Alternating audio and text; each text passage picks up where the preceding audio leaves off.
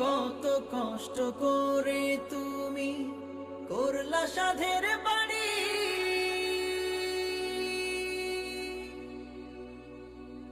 সেই বাড়িতে ঠাঁই হবে না, যাইতে হবে ছাড়ি।